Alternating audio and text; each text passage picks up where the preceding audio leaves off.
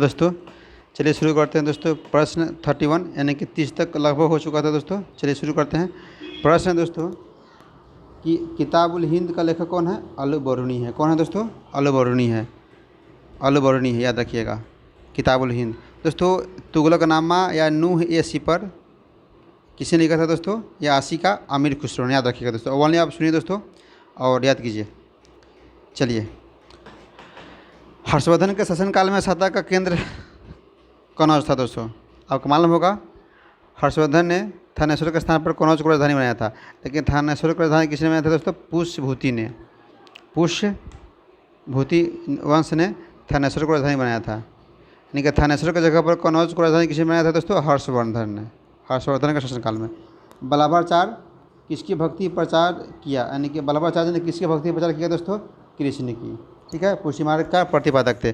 जयपुर शहर का संस्थापक कौन था दोस्तों? राजा स्वाई जय सिंह। राजा स्वाई जय सिंह, याद रखिएगा। प्राचीन काल में कलिंग का महान शासक निम्नलिखित में से कौन है दोस्तों? निम्नलिखित में से कौन है? आपको बता दें दोस्तों, आपका खारवेल है दोस्तों। हाथी गुफा विलेख, हाथी गुफा विलेख या आपको रानी गुफा विलेख, इन्हीं से संबंधित है, याद रखिएगा।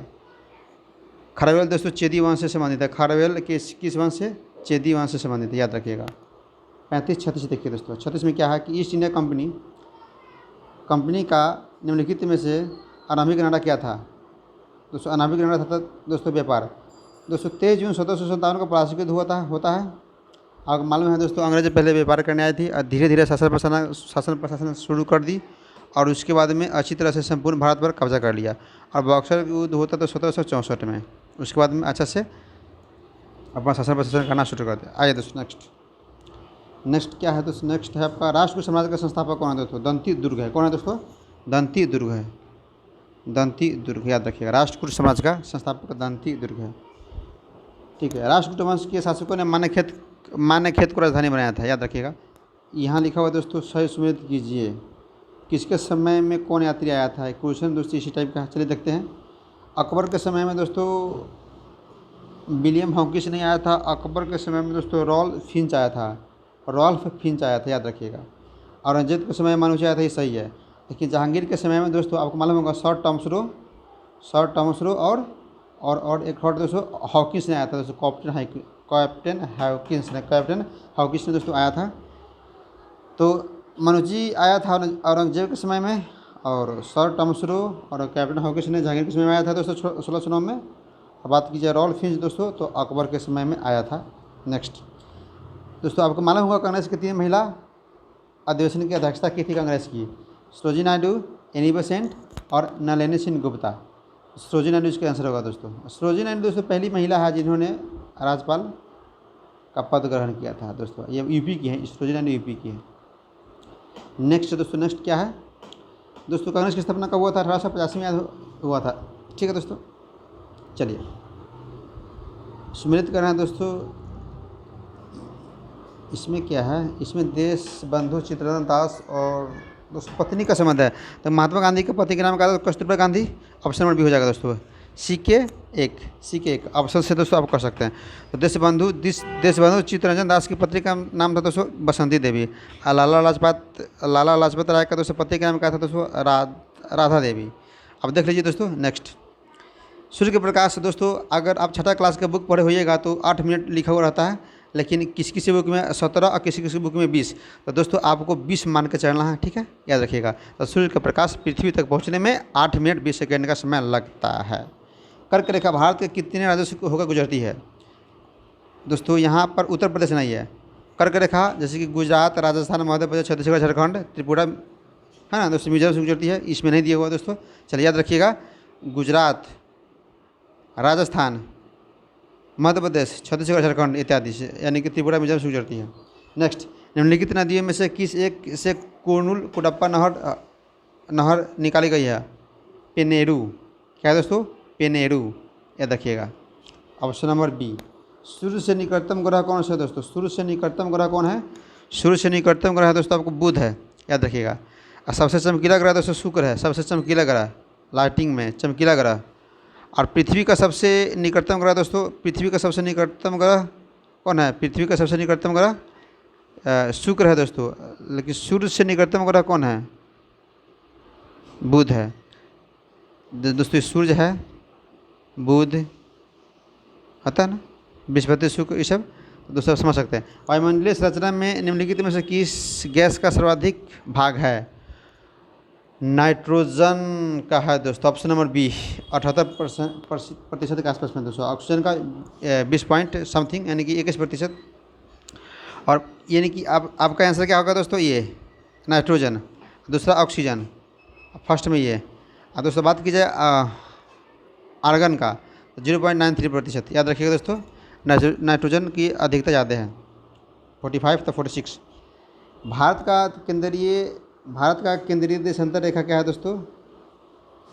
दोस्तों 87-90 तो है नहीं, 82 ये है, 82.5 डिग्री, 82.5 डिग्री दोस्तों। और मानक में 82.5 डिग्री पूर्वी देशांतर है। अगर दोस्तों पूर्वी देशांतर रहता तो मानक में हो जाता देशांतर में। और इलाहाबाद के नैनी के पास से दोस्तों गुजरती है 82.5 डिग्री पूर्वी देशांतर, याद रखिएगा। मध्य प्रदेश, उत्तर प्रदेश इससे गुजरती है, छत्तीसगढ़। भारत की सबसे बड़ी खाड़ी दोस्तों कौन है? बंगाल की खाड़ी। कौन है दोस्तों? बंगाल की खाड़ी, याद रखिएगा दोस्तों। नेक्स्ट पॉइंट है, हिमालय पर्वत की उत्पत्ति किस काल से हुई है? टर्सरी दोस्तों, इसको 4 भाग में बांटा गया है, यानी कि टर्सरी युग को 4 भागों में। एक है दोस्तों आपको पैलियोसीन युग, दूसरा है दोस्तों आपको इयोसीन, तीसरा है आपको ओलिगोसीन, और चौथा है मायोसीन। चलिए दोस्तों नेक्स्ट, तारापुर महाराष्ट्र में दोस्तों, आप एसएससी के एग्जाम दिए होइएगा तो दोस्तों एक क्वेश्चन अक्सर देखने को मिलता होगा आपको। चलिए 48 का है दोस्तों, 49 का है दोस्तों, कि तारापुर प्रसिद्ध है किसके लिए दोस्तों? आणविक शक्ति केंद्र, 49 के सी। तारापुर दोस्तों महाराष्ट्र में पड़ता है। 1969 में प्रथम परमाणु रिएक्टर की स्थापना की गई थी। 1969 में प्रथम परमाणु रिएक्टर की स्थापना की गई थी, 1969 में, याद रखिएगा। परमाणु ऊर्जा आयोग की स्थापना 1948 में किया गया था दोस्तों। परमाणु ऊर्जा आयोग की स्थापना 1948 में किया गया था। भारत की दोस्तों बात किया जा रहा है, भारत, याद रखिएगा। सूची मिलाइए दोस्तों, बुलर झील कहाँ है? ठीक है, ऑप्शन नंबर दोस्तों, अब लोकटक झील, पुलिकर झील दोस्तों कहाँ है बताइए आप दोस्तों। फेवरेट क्वेश्चन है एसएससी का। ऑप्शन नंबर दोस्तों बुलर झील दोस्तों आपको जम्मू कश्मीर में, ऑप्शन नंबर डी मारिए। और लोरा झील महाराष्ट्र में है, पुलिकट झील जम्मू कश्मीर, लोकटक झील मणिपुर में, ठीक है, तमिलनाडु और केरल में। ऑप्शन नंबर दोस्तों बुलर झील कहाँ है दोस्तों? बुलर झील आपको दोस्तों जम्मू कश्मीर में हो गया। और लोनार झील दोस्तों आपको महाराष्ट्र में हो गया। पुलिकट झील दोस्तों तमिलनाडु केरल में हो गया। और लोकटक झील दोस्तों मणिपुर में हो गया, याद रखिएगा, मणिपुर में। चलिए नेक्स्ट है दोस्तों, वायुमंडल के सबसे निचली परत दोस्तों क्षोभमंडल होता है। आपको मौसमी घटना होता है दोस्तों, याद रखिएगा। क्षोभमंडल होता है दोस्तों, क्षोभमंडल होता है। मौसमी घटना होता है दोस्तों, याद रखिएगा। नेक्स्ट पॉइंट दोस्तों, समताप मंडल को दोस्तों बात की जाए तो आपको मूलाभ मेघ मंडल भी कहा जाता है। मूलाभ मेघ मंडल भी कहा जाता है। नेक्स्ट पॉइंट, निम्न वायुदाब केंद्र कहलाता है, क्या कहलाता है दोस्तों? आपको चक्रवात कहलाता है। हाँ ठीक है दोस्तों, चक्रवात कहलाता है। निम्न वायुदाब केंद्र चक्रवात कहलाता है। नेक्स्ट दोस्तों, कैरेबियन सागर में उत्पन्न होने वाली तूफानों क्या कहते हैं दोस्तों? अलग अलग देशों में दोस्तों अलग अलग तूफान का नाम है दोस्तों। देखिए 53 का है दोस्तों, ऑप्शन बी हरिकेन, चाहे हैरिकेन, याद रखिएगा। 53 का दोस्तों बी, याद रखिएगा। कैरेबियन सागर में दोस्तों क्या नाम है? हरिकेन। जो अटलांटिक महासागर में दोस्तों ये चलती है। बात करें दोस्तों टाइफून, तो दोस्तों ये भी एक चक्रवात का नाम है, ठीक है। चिनूक दोस्तों अमेरिका का, चिनूक दोस्तों बात की जाए तो यह टाइफून चिनूक अमेरिका का है दोस्तों। चिनूक कहाँ का है? अमेरिका का है, याद रखिएगा, याद रखिएगा दोस्तों। चिनूक कहाँ का है? अमेरिका का है। चलिए नेक्स्ट, डोलड्रम किन अक्षांश से रेखा होगा? 5 से, हाँ ऑप्शन नंबर बी, सी या डी होगा।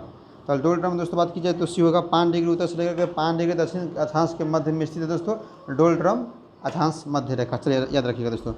फेल का नियम क्या है दोस्तों? फेल का नियम दोस्तों वायु से संबंधित है। इसमें वायु कहाँ से दोस्तों? देखिए वायु, वर्षा वायु, ऑप्शन नंबर बी। फेल का नियम दोस्तों किसी है? वायु संचार से संबंधित है ना, पवन हवा से संबंधित है। अब बात करें दोस्तों फेरल नियम का बल का जो प्रभाव होता है दोस्तों ज़्यादा ध्रुव होता है। कहाँ होता है दोस्तों? ध्रुव होता है। चलिए विषुवत रेखा पर दोस्तों पौने की दिशा में कोई विक्षेप नहीं बनता है दोस्तों। इस टाइप का क्वेश्चन ध्रुव में देखने को मिलता होगा दोस्तों। चलिए मिलता है, मिलता होगा नहीं, मिलता है। नेक्स्ट जैसे भारत में न्यायिक पुनर्विवेचन अमेरिका। भारत में न्यायिक पुनरीक्षण यानी कि जुडिशियल रिव्यू की संकल्पना किस देश की है? अमेरिका की दोस्तों। कहाँ के दोस्तों? अमेरिका के हैं। तो अमेरिका के है दोस्तों। ऑस्ट्रेलिया से प्रस्तावना की भाषा लिया गया है। ऑस्ट्रेलिया से क्या लिया गया दोस्तों? प्रस्तावना की भाषा लिया गया है। ठीक है दोस्तों। अब बात करें दोस्तों अमेरिका से, तो अमेरिका से मौलिक अधिकार विधि आपातकाल। अमेरिका से मौलिक अधिकार विधि आपातकाल। यूनाइटेड किंगडम से बात कीजिए दोस्तों तो बहुत सारा लिया गया है। ग्रेटर ब्रिगेड से संसदीय प्रणाली, कानून का शासन, याद रखिएगा। निम्नलिखित में से किसका उल्लेख नीति निर्देशक तत्व के रूप में किया गया? किसका उल्लेख नीति निर्देशक तत्व के रूप में किया गया है? 57 सी, भारत के संप्रभुता एवं तथा अखंडता की रक्षा करना है ना। नीति निर्देशक तत्व देखने से दोस्तों को पता चल गया होगा 57 का सी। तो दोस्तों संविधान के भाग 4 में ये राज्य के नीति निर्देशक तत्व की चर्चा है दोस्तों। 36 से 51, अनुच्छेद 36 से 51 याद रखिएगा भाग 4 में। 58 भारत के राष्ट्रपति के चुनाव में निम्नलिखित ऐसे किसका विधान नहीं है? भारत के राष्ट्रपति के चुनाव में गोप्त मतदान होता है क्या? भारत नहीं है। सभी मतों का समान मूल्य 58 ये होना चाहिए, ये होना चाहिए। ये एक सेकंड में सब सही है, बाकी सभी मतों का समान मूल्य ऐसा कुछ नहीं है दोस्तों। 58 क्या होगा? विधान नहीं है। द्वैध शासन का प्रावधान किस एक्ट में किया गया है? द्वैध शासन का प्रावधान दोस्तों बात कीजिए तो 1919 ऑप्शन नंबर सी। इसी को दोस्तों आपको मालूम होगा द्वैध शासन 59 का। हाँ ठीक है दोस्तों। 1919 को दोस्तों मॉन्टेगू जेम्स पर सुधार कहा जाता है और मार्ले मिंटो 1909 को, याद रखिएगा दोस्तों।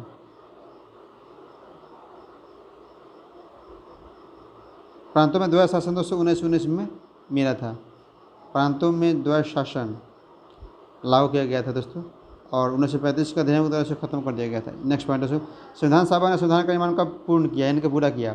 3-4 तरीके से प्रश्न दोस्तों पूछता है।